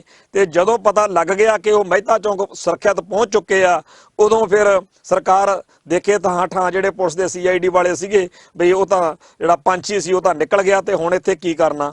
ਤੋ ਬਾਬਾ ਮਾਨੋ ਚਾਹਲ ਇਹੋ ਜਿਹੇ ਵਿਸ਼ਵਾਸ ਪਾਤਰ ਸੀ ਬਾਬਾ ਜਰਨੈਲ ਸਿੰਘ ਜੀ ਦੇ ਕਿ ਜਦੋਂ ਵੀ ਕਿਤੇ ਇਹੋ ਜਿਹੀ ਗੱਲ ਹੁੰਦੀ ਸੀ ਤਾਂ ਬਾਬਾ ਜਰਨੈਲ ਸਿੰਘ ਉਹਨਾਂ ਤੇ ਬਹੁਤ ਜ਼ਿਆਦਾ ਭਰੋਸਾ ਕਰਦੇ ਸੀ। ਸੋ ਜਦੋਂ ਬੰਬੇ ਦੇ ਵਿੱਚ ਸੰਤਾਂ ਨੂੰ ਜਿਹੜਾ ਘੇਰਾ ਪਿਆ, ਉੱਥੋਂ ਜਦੋਂ ਸੰਗਤ ਦੇ ਸਹਿਯੋਗ ਨਾਲ ਗੁਰੂ ਪਾਤਸ਼ਾਹ ਦਾ ਓਟ ਆਸਰਾ ਲੈ ਕੇ ਮਹਿਤਾ ਚੌਂਕ ਬਾਬਾ ਜਰਨੈਲ ਸਿੰਘ ਪਹੁੰਚ ਗਏ ਤਾਂ ਸਮੇਂ ਦੀ ਸਰਕਾਰ, ਖਾਸ ਤੌਰ ਦੇ ਉੱਤੇ ਦਰਬਾਰੇ ਨੇ ਤੇ ਹੋਰ ਕਈਆਂ ਨੇ ਇਹ ਮੈਥੀ ਲਿਆ ਕਿ ਬਾਬਾ ਜਰਨੈਲ ਸਿੰਘ ਨੂੰ ਹੋਰ ਜ਼ਿਆਦਾ ਕਿਸੇ ਤਰੀਕੇ ਨਾਲ ਕਿਸੇ ਮਾਮਲੇ 'ਚ ਫਸਾਇਆ ਜਾਵੇ। ਤਾਂ ਬਾਬਾ ਜਰਨੈਲ ਸਿੰਘ ਨੂੰ ਪਿਆਰ ਕਰਨ ਵਾਲੇ ਸਿੰਘਾਂ ਨੂੰ ਕਦੇ ਘੇਰ ਲੈਣਾ, ਕਦੇ ਤੰਗ ਕਰਨਾ, ਕਦੇ ਫੜ ਲੈਣਾ, ਇਹ ਸਾਰਾ ਕੁਝ ਚੱਲ ਰਿਹਾ ਸੀਗਾ ਕਿ ਇਸੇ ਦੌਰਾਨ ਬਾਬਾ ਜਰਨੈਲ ਸਿੰਘ ਦੇ ਕਰੀਬੀ ਬਾਬਾ ਠਾਰਾ ਸਿਉ ਨੂੰ ਤੇ ਸੰਤ ਗਿਆਨੀ ਕਰਤਾਰ ਸਿੰਘ ਜੀ ਖਾਲਸਾ ਭਿੰਡਰਾਂ ਵਾਲਿਆਂ ਦੇ ਸਪੁੱਤਰ ਭਾਈ ਅਮਰੀਕ ਸਿੰਘ ਨੂੰ, ਇਹਨਾਂ ਨੂੰ ਤੇ ਹੋਰ ਕਈ ਸਿੰਘਾਂ ਨੂੰ ਪੁਲਿਸ ਨੇ ਅਰੈਸਟ ਕਰ ਲਿਆ। ਜਦੋਂ ਅਰੈਸਟ ਕੀਤਾ ਤੇ ਸੰਤਾਂ ਨੇ ਫਿਰ ਮੋਰਚਾ ਲਾਤਾ। ਇਸੇ ਮੋਰਚੇ ਵਿੱਚ ਅਕਾਲੀ ਦਲ ਦਾ ਮੋਰਚਾ ਰਲ ਗਿਆ, ਇਹ ਬਣ ਗਿਆ ਧਰਮ ਯੁੱਧ ਮੋਰਚਾ।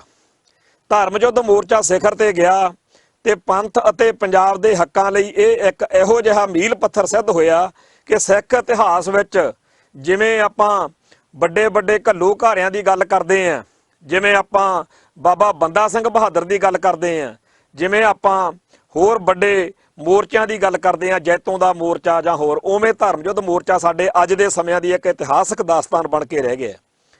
ਤਾਂ ਬਾਬਾ ਜਰਨੈਲ ਸਿੰਘ ਜੀ ਦੇ ਕੋਲ ਉਸ ਮੌਕੇ ਭਾਈ ਮਨਵੀਰ ਸਿੰਘ ਚਹੇੜੂ, ਭਾਈ ਗੁਰਦੇਵ ਸਿੰਘ ਉਸਮਾਨ ਵਾਲਾ, ਭਾਈ ਦੁਰਗਾ ਸਿੰਘ ਆਰਫ ਕੇ, ਭਾਈ ਧੰਨਾ ਸਿੰਘ ਤੇ ਹੋਰ ਇਸ ਤਰ੍ਹਾਂ ਦੇ ਸਿੰਘ ਜਿਹੜੇ ਸੀਗੇ, ਭਾਈ ਗੁਰਦਿਆਲ ਸਿੰਘ ਡੱਲਾ, ਭਾਈ ਸੁਖਦੇਵ ਸਿੰਘ ਸਖੀਰਾ, ਇਹ ਆਉਂਦੇ ਸੀਗੇ ਤੇ ਬਾਬਾ ਮਾਨੋ ਚਾਹਲ ਵੀ। ਤੇ ਇਹਨਾਂ ਸਾਰਿਆਂ ਨੂੰ ਸੱਦ ਕੇ ਬਾਬੇ ਜਰਨੈਲ ਸਿੰਘ ਨੇ ਕਹਿਣਾ ਵੀ ਤੁਸੀਂ ਇੱਥੇ ਬਾਹਲਾ ਨਾ ਰਹੋ, ਤੁਸੀਂ ਤੋਂ ਹੋਰ ਬੜੀ ਵੱਡੀ ਸੇਵਾ ਲੈਣੀਆਂ। ਉਦੋਂ ਕਿਸੇ ਨੂੰ ਸਮਝ ਨਹੀਂ ਸੀ ਲੱਗਦੀ, ਪਰ ਜਦੋਂ ਜੂਨ 1984 ਨੂੰ ਘੇਰਾ ਪਿਆ ਤੇ ਸੰਤਾਂ ਦੀ ਸ਼ਹੀਦੀ ਹੋਈ ਤਾਂ ਉਦੋਂ ਵੀ ਬਾਬਾ ਮਾਨੋ ਚਾਹਲ ਨਸ਼ਹਿਰੇ ਪੰਨੂਏ ਸੀਗੇ ਤੇ ਉਸ ਮੌਕੇ ਉਹਨਾਂ ਨੇ ਇਹ ਗੱਲ ਸਮਝੀ ਕਿ ਹੁਣ ਸਾਡੇ ਉੱਤੇ ਉਸ ਗੱਲ ਦਾ ਜ਼ਿੰਮੇਵਾਰੀ ਆ ਗਈ ਆ, ਜਿਹੜੀ ਬਾਬੇ ਜਰਨੈਲ ਸਿੰਘ ਨੇ ਗੱਲ ਬਚਨ ਕੀਤਾ ਕਿ ਜੇ ਦਰਬਾਰ ਸਾਹਿਬ ਤੇ ਹਮਲਾ ਹੋ ਗਿਆ ਫਿਰ ਖਾਲਿਸਤਾਨ ਦੀ ਨੀਂਹ ਰੱਖੀ ਜਾਊਗੀ।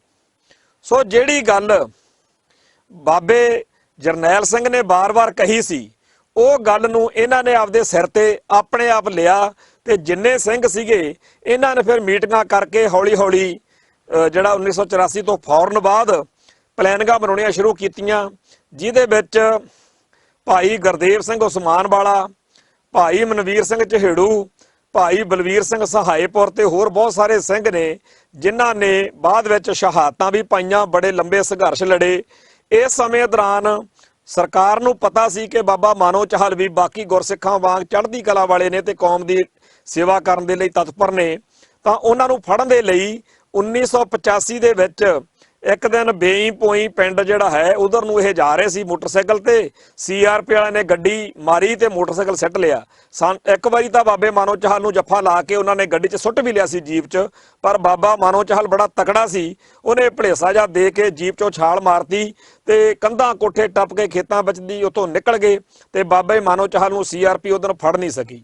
ਉਸੇ ਸਾਲ ਨਵੰਬਰ 1985 ਨੂੰ ਇੱਕ ਦਿਨ ਬਾਬਾ ਮਾਨੋ ਚਾਹਲ ਪਿੰਡ ਆਇਆ ਸੀਗਾ ਆਪਦੀ ਬੰਬੀ ਤੇ ਆਪਦੀ ਮੋਟਰ ਤੇ ਰਾਤ ਨੂੰ ਸੀਗਾ ਤੇ ਨਾਲ ਉਹਨਾਂ ਦੇ ਚਾਚੇ ਦਾ ਮੁੰਡਾ ਮਹਿੰਦਰ ਸਿੰਘ ਸੀ ਤੇ ਪੁਲਿਸ ਨੇ CRP ਨੇ ਘੇਰਾ ਪਾ ਲਿਆ ਤੇ ਇਉਂ ਸਾਫ਼ ਦਿਖਦਾ ਸੀਗਾ ਕਿ ਅੱਜ ਕੰਮ ਖਰਾਬ ਹੋ ਜਾਊਗਾ ਤੇ ਪਿੰਡ ਦੇ ਸਰਪੰਚ ਨੂੰ ਨਾਲ ਲੈ ਕੇ ਗਏ ਤੇ ਕਹਿਣ ਲੱਗੇ, ਉਹ ਸਰਪੰਚ ਨੇ ਕਿਹਾ ਵੀ ਘੇਰਾ ਬਹੁਤ ਜ਼ਬਰਦਸਤ ਆ, ਵੀ ਗੁਰਬਚਨ ਸਿਆਂ ਆਪਦੀ ਤੂੰ ਗ੍ਰਿਫਤਾਰੀ ਦੇ ਦੇ।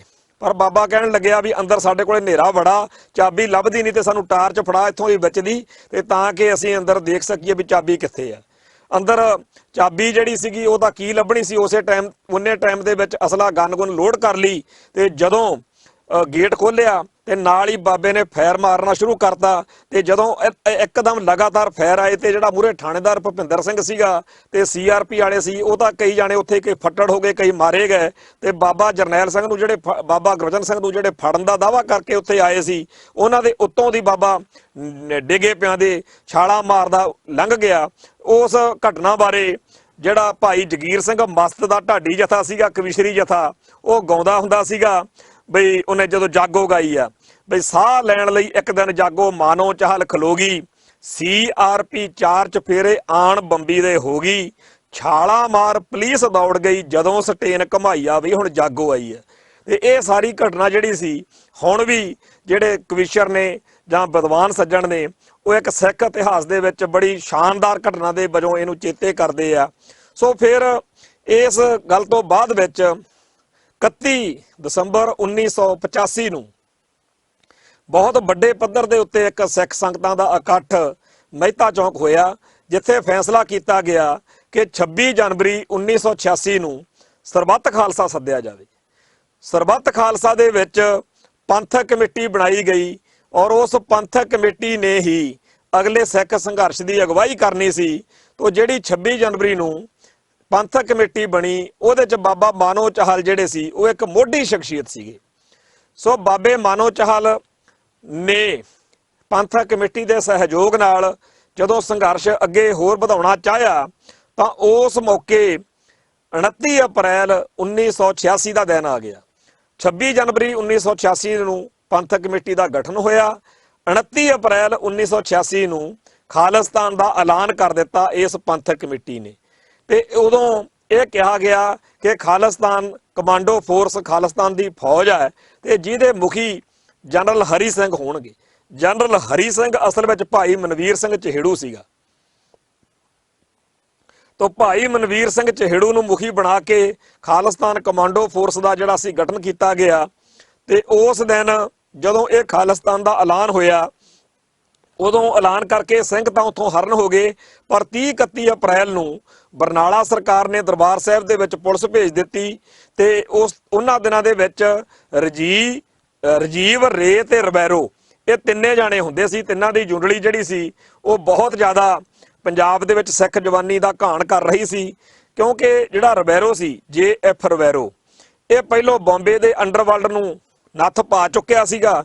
ਇਹਨੂੰ ਲੱਗਦਾ ਸੀ ਵੀ ਸੌਖਾ ਜਿਹਾ ਕੰਮ ਹੀ ਆ, ਸੋ ਇਹਨੂੰ ਪੰਜਾਬ ਭੇਜਿਆ ਗਿਆ ਤੇ ਇਹਨੇ ਪਹਿਲਾਂ ਸਾਰੀਆਂ ਖਾੜਕੂਆਂ ਦੀਆਂ ਜਾਂ ਜੁਝਾਰੂ ਸਿੰਘਾਂ ਦੀਆਂ ਲਿਸਟਾਂ ਬਣਾਈਆਂ ਤੇ 1/29 ਉੱਪਰੋਂ ਫੜ ਲਿਆ ਵੀ ਜਿਹੜਾ ਜਿੱਥੇ ਮਿਲਦਾ ਰਗੜੀ ਚੱਲੋ, ਚੱਕੀ ਚੱਲੋ, ਮਾਰੀ ਚੱਲੋ।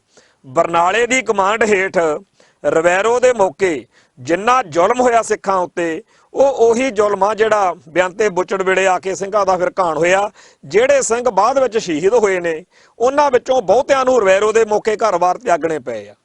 ਸੋ ਰਬੈਰੋ ਦੇ ਉੱਤੇ ਜਦੋਂ ਉਹਨੇ ਕਿਹਾ ਗੋਲੀ ਬਦਲੇ ਗੋਲੀ ਦੀ ਨੀਤੀ ਲਿਆਵਾਂਗੇ, ਵੀ ਅਸੀਂ ਕਿਸੇ ਨੂੰ ਬਖਸ਼ਣਾ ਨਹੀਂ, ਅਸੀਂ ਮਾਰਾਂਗੇ, ਤਾਂ ਫਿਰ ਸਿੰਘਾਂ ਨੇ ਪਲਾਨ ਬਣਾਈ ਕਿ ਇਹ ਰਬੈਰੋ ਨੂੰ ਸਬਕ ਸਿਖਾਇਆ ਜਾਵੇ। ਸੋ ਫਿਰ 3 ਅਕਤੂਬਰ 1986 ਨੂੰ ਜਨਰਲ ਲਾਭ ਸਿੰਘ ਦੀ ਕਮਾਂਡ ਹੇਠ ਖਾੜਕੂ ਸਿੰਘਾਂ ਨੇ ਜਲੰਧਰ ਦੇ PAP ਦੇ ਵਿੱਚ ਹਮਲਾ ਬੋਲਿਆ। ਰਬੈਰੋ ਭਾਵੇਂ ਬਚਦਾ ਗਿਆ, ਪਰ ਜਿਹੜਾ ਉਹ ਕਾਂਡ ਆ ਉਹਦੀ ਧੁੱਕ ਅੱਜ ਤੱਕ ਪਈ ਹੋਈ ਆ। ਸਿੰਘਾਂ ਨੇ ਜਿਹੋ ਜਿਹੀ ਧੁੱਕੀ ਉਸ ਦਿਨ ਕੱਢੀ, ਉਹ ਕਮਾਲ ਦਾ ਇਤਿਹਾਸਕ ਸਾਕਾ। ਜਦੋਂ ਵੀ ਖਾੜਕੂ ਸੰਘਰਸ਼ ਦੀ ਗੱਲ ਚੱਲਦੀ ਆ, ਫਿਲਮਾਂ ਬਣਦੀਆਂ, ਉਸ ਮੌਕੇ ਸਭ ਤੋਂ ਪਹਿਲਾਂ ਧਿਆਨ ਜਾਂਦਾ ਕਿ PAP ਦੇ ਵਿੱਚ ਵੜ ਕੇ ਸਿੰਘਾਂ ਨੇ ਕਿਵੇਂ ਉਸ ਦਿਨ ਐਡਾ ਵੱਡਾ ਕਾਂਡ ਕੀਤਾ। ਸੋ ਜਿਹੜਾ ਰਬੈਰੋ ਵਾਲਾ ਕਾਂਡ ਸੀ, ਉਹਦੇ ਵਿੱਚ ਭਾਈ ਦਲਵਿੰਦਰ ਸਿੰਘ, ਭਾਈ ਮਨਜੀਤ ਸਿੰਘ, ਭਾਈ ਸਰਦੂਲ ਸਿੰਘ, ਭਾਈ ਅਜੀਤ ਸਿੰਘ, ਭਾਈ ਜਸਪਾਲ ਸਿੰਘ ਉਰਫ ਧੰਨਾ ਸਿੰਘ, ਇਦਾਂ ਦੇ ਕਈ ਸਿੰਘ ਸੀਗੇ ਤੇ ਇਹਨਾਂ ਵਿੱਚ ਹੀ ਇੱਕ ਸਿਪਾਹੀ ਬਲਵਿੰਦਰ ਸਿੰਘ ਵੀ ਸੀਗਾ। ਇਹ ਜਿਹੜਾ ਸਿਪਾਹੀ ਬਲਵਿੰਦਰ ਸਿੰਘ ਆ, ਇਹਦੇ ਭਰਾ ਦਾ ਨਾਮ ਸਰਦਾਰ ਮਹਿੰਦਰ ਸਿੰਘ ਆ। ਇਹ ਦੋਨੇ ਬਲਵਿੰਦਰ ਸਿੰਘ ਤੇ ਮਹਿੰਦਰ ਸਿੰਘ ਬਾਬੇ ਮਾਨੋ ਚਾਹਲ ਦੇ ਚਾਚੇ ਦੇ ਪੁੱਤਰ ਨੇ, ਚਾਚੇ ਦੇ ਮੁੰਡੇ ਆ। ਤੇ ਇਹ ਉਹੀ ਮਹਿੰਦਰ ਸਿੰਘ ਆ ਜਿਹੜਾ ਮਹਿੰਦਰ ਸਿੰਘ ਉਦੋਂ ਬੰਬੀ ਦੇ ਉੱਤੇ ਜਦੋਂ ਰਾਤ ਨੂੰ ਮੁਕਾਬਲਾ ਹੋਇਆ, ਉਸ ਦਿਨ ਨਾਲ ਸੀ ਬਾਬੇ ਮਾਨੋ ਚਾਹਲ ਦੇ। ਬਲਵਿੰਦਰ ਸਿੰਘ ਤਾਂ ਰਬੈਰੋ ਵਾਲੇ ਕਾਂਡ ਵਿੱਚ ਸ਼ਾਮਲ ਸੀ ਤੇ ਮਹਿੰਦਰ ਸਿੰਘ ਜਿਹੜਾ ਸੀ ਉਹ ਬੰਬੀ ਵਾਲੇ ਕਾਂਡ 'ਚ ਸ਼ਾਮਲ ਸੀਗਾ। ਸੋ ਬਾਬੇ ਮਾਨੋ ਚਾਹਲ ਦਾ ਸਾਰਾ ਹੀ ਰਿਸ਼ਤੇਦਾਰੀ ਚੋਂ, ਪਰਿਵਾਰਾਂ ਦੇ ਵਿੱਚੋਂ ਸਿੰਘਾਂ ਦਾ ਜਿਹੜਾ ਸੀਗਾ ਇਸ ਮੌਕੇ ਪੂਰਾ ਸੰਘਰਸ਼ ਨਾਲ ਤਾਲਮੇਲ ਸੀਗਾ। ਸੋ 3 ਸਤੰਬਰ 1987 ਦੇ ਅਖਬਾਰਾਂ ਦੇ ਵਿੱਚ ਸਰਕਾਰ ਨੇ ਖਾੜੂਆਂ ਦੇ ਸਿਰਾਂ ਦੇ ਮੁੱਲ ਰੱਖੇ। ਸਭ ਤੋਂ ਪਹਿਲਾਂ ਉੱਪਰ ਪਹਿਲੇ ਨੰਬਰ ਦੇ ਉੱਤੇ ਬਾਬੇ ਮਾਨੋ ਚਾਹਲ ਦਾ ਨਾਂ ਸੀਗਾ। 1 ਲੱਖ ਰੁਪਈਆ ਉਦੋਂ ਮੁੱਲ ਰੱਖਿਆ ਸੀਗਾ, ਜਿਹੜਾ ਸ਼ਹੀਦੀ ਤੱਕ ਮਾਰਚ 1993 ਤੱਕ 20-25 ਲੱਖ ਜਿਹੜਾ ਸੀਗਾ ਉਹ ਬਣ ਗਿਆ। ਸੋ ਇਸ ਮੌਕੇ ਫਿਰ ਕਈ ਖਾੜਕੂ ਜਥੇਬੰਦੀਆਂ ਹੋਂਦ ਵਿੱਚ ਆ ਗਈਆਂ ਤੇ ਅੱਡ-ਅੱਡ ਖਾੜਕੂ ਜਥੇਬੰਦੀਆਂ ਜਿਹੜੀਆਂ ਬਣੀਆਂ, ਉਹਦੇ ਵਿੱਚ ਫਿਰ ਬਾਬੇ ਮਾਨੋ ਚਾਹਲ ਦੀ ਕਮਾਂਡ ਹੇਠ ਜਥੇਬੰਦੀ ਜਿਹੜੀ ਬਣਾਈ ਗਈ, ਉਹਦਾ ਨਾਂ ਸੀ Bhindranwala tigers force of Khalistan. April 1987 ਨੂੰ ਇਹ ਜਥੇਬੰਦੀ ਹੋਂਦ ਵਿੱਚ ਆਈ। 8 ਮਈ 1987 ਨੂੰ ਪਹਿਲੀ ਜ਼ਿੰਮੇਵਾਰੀ ਜਿਹੜੀ ਲਈ ਉਹ ਸੀ ਉਮਰਾ ਨੰਗਲ ਦੇ ਮੁੰਡੇ ਸੁਖਦੇਵ ਸਿੰਘ ਉਮਰਾ ਨੰਗਲ ਨੂੰ ਜਦੋਂ ਸੋਧਾ ਲਾਇਆ ਸਿੰਘਾਂ ਨੇ, ਉਹ 'ਚ ਸਵਰਨਜੀਤ ਸਿੰਘ ਅਲਾਦੀਨਪੁਰ ਦਾ ਨਾਂ ਉੱਭਰ ਕੇ ਸਾਹਮਣੇ ਆਇਆ। ਉਮਰਾ ਨੰਗਲ ਦਾ ਜਿਹੜਾ ਪਰਿਵਾਰ ਆ, ਖਾਸ ਤੌਰ ਤੇ ਜੀਵਨ ਸਿੰਘ ਉਮਰਾ ਨੰਗਲ, ਉਹ ਉਹੀ ਉਮਰਾ ਨੰਗਲ ਆ ਜਿਹੜਾ ਪਤਾ ਨਹੀਂ ਕਿਹੜੇ ਵੇਲੇ ਕਿੱਧਰ ਨੂੰ ਹੋ ਜਾਵੇ। ਇਸੇ ਉਮਰਾ ਨੰਗਲ ਨੇ 1973 ਦੇ ਵਿੱਚ ਅੰਮ੍ਰਿਤਸਰ ਦੇ DC ਦਫ਼ਤਰ ਦੇ ਉੱਤੇ ਖਾਲਿਸਤਾਨੀ ਝੰਡਾ ਚੜਾਉਣ ਦੀ ਗੱਲ ਵੀ ਕੀਤੀ ਸੀ। ਉਹ ਝੰਡਾ ਉੱਥੇ ਹਜੇ ਵੀ ਕਚਹਿਰੀਆਂ 'ਚ ਪਿਆ ਹੋਣਾ। ਤੇ ਦੂਜੇ ਪਾਸੇ ਜਦੋਂ ਖਾੜਕੂ ਸੰਘਰਸ਼ ਜੋਬਨ ਤੇ ਹੋ ਗਿਆ, ਉਦੋਂ ਫਿਰ ਇਹ ਭਾਰਤੀ ਹਕੂਮਤ ਨਾਲ ਖੜ ਗਿਆ ਤੇ ਕਹਿੰਦਾ ਜਿੱਥੇ ਮਿਲਦੇ ਆ ਮਾਰ ਦਿਓ, ਪੰਜਾਬ ਦੇ ਵਿੱਚ ਵੱਧ ਤੋਂ ਵੱਧ ਇਹਨਾਂ ਨੂੰ ਮਾਰੋ। ਤੋ ਜਿਹੜਾ ਉਮਰਾ ਨੰਗਲ ਦਾ ਪਰਿਵਾਰ ਆ, ਇਹਦੇ ਵਿੱਚੋਂ ਹੀ ਪਰਮਰਾਜ ਉਮਰਾ ਨੰਗਲ, ਸੁਖਦੇਵ ਸਿੰਘ ਉਮਰਾ ਨੰਗਲ, ਇਹ ਸਾਰੇ ਹੋਏ ਨੇ।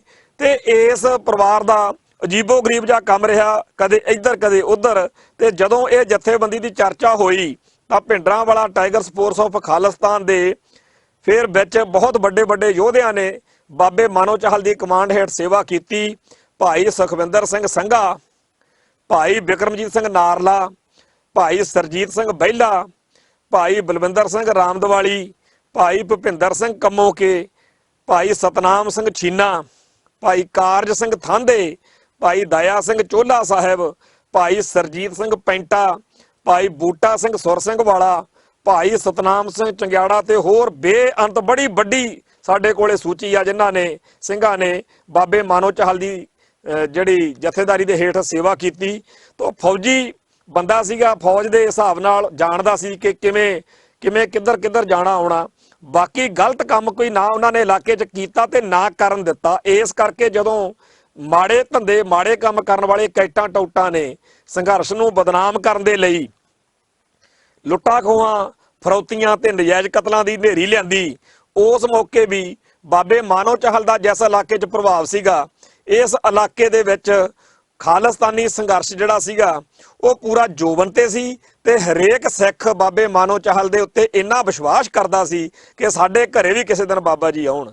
ਤੋਂ ਇਹਨਾਂ ਨੇ ਉਹਨਾਂ ਦਿਨਾਂ ਦੇ ਵਿੱਚ ਫਤਿਹਗੜ੍ਹ ਸਾਹਿਬ ਦੀ ਜਿਹੜੀ ਕਾਨਫਰੰਸ ਹੋਈ 27 ਦਸੰਬਰ 1987 ਨੂੰ, ਉੱਥੇ ਜੁਝਾਰੂ ਸਿੰਘਾਂ ਦੇ ਨਾਲ ਮੇਲ ਮਿਲਾਪ ਕਰਕੇ ਜਿਹੜਾ ਡਾਕਟਰ ਬੁੱਟਰ ਸੀ, ਗੁਰਨਾਮ ਸਿੰਘ ਬੁੱਟਰ, ਜਿਹਦਾ ਨਾਮ ਡਾਕਟਰ ਜਗਦੀਸ਼ ਸਿੰਘ ਸੀ ਅਸਲ ਵਿੱਚ, ਉਹ ਡਾਕਟਰ ਪ੍ਰੀਤਮ ਸਿੰਘ ਸੇਖੋਂ, ਇਹਨਾਂ ਨੇ ਫਿਰ ਉੱਥੇ ਖਾਲਿਸਤਾਨ ਦਾ ਜਿਹੜਾ ਸੀਗਾ ਐਲਾਨ ਮਤਾ ਉਹ ਵੀ ਪਾਸ ਕਰਵਾਇਆ।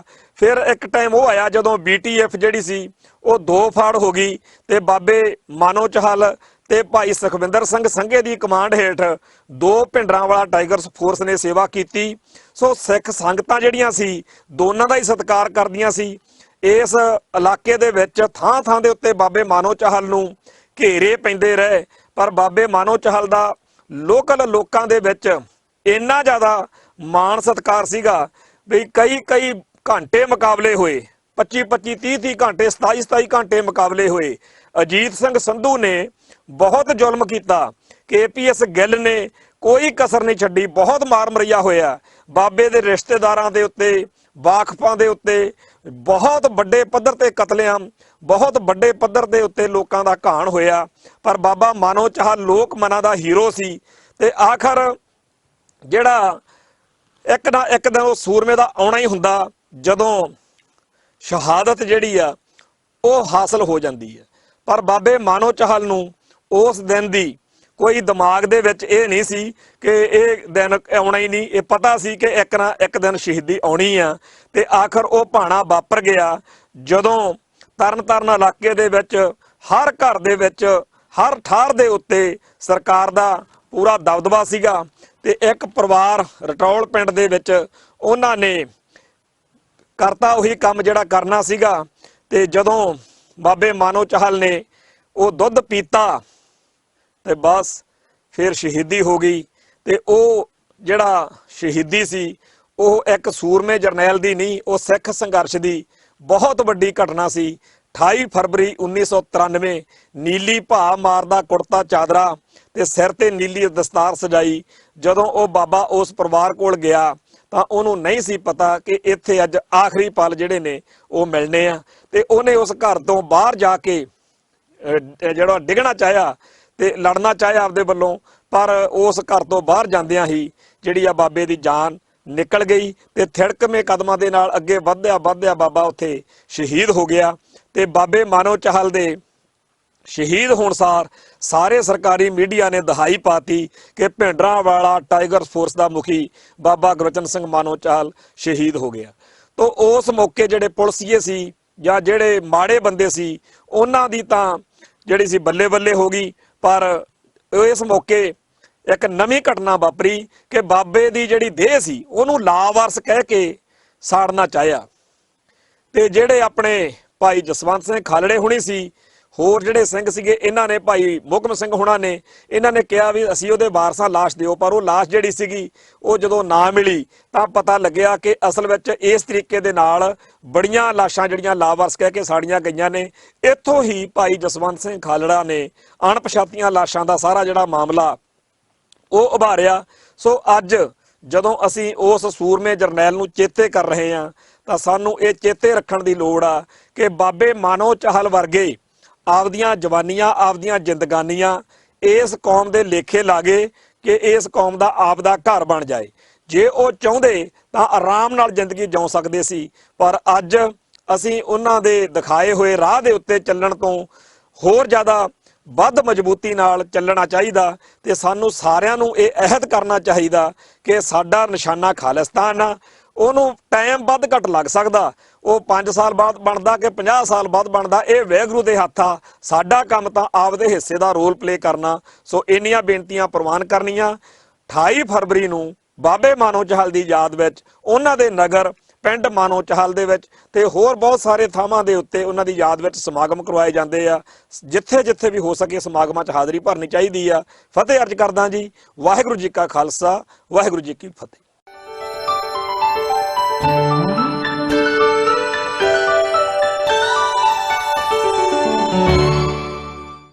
ਕੀ ਤੁਸੀਂ ਆਪਣੇ ਟੈਕਸਿਸ ਨੂੰ ਲੈ ਕੇ ਚਿੰਤਤ ਹੋ? ਤੁਸੀਂ ਆਪਣੀ ਕਮਾਈ ਲਈ ਮਿਹਨਤ ਕਰਦੇ ਹੋ, ਭਾਵੇਂ ਤੁਸੀਂ ਨੌਕਰੀ ਵਿੱਚ ਹੋਵੋ ਜਾਂ ਆਪਣਾ ਬਿਜ਼ਨਸ ਚਲਾਉਂਦੇ ਹੋ।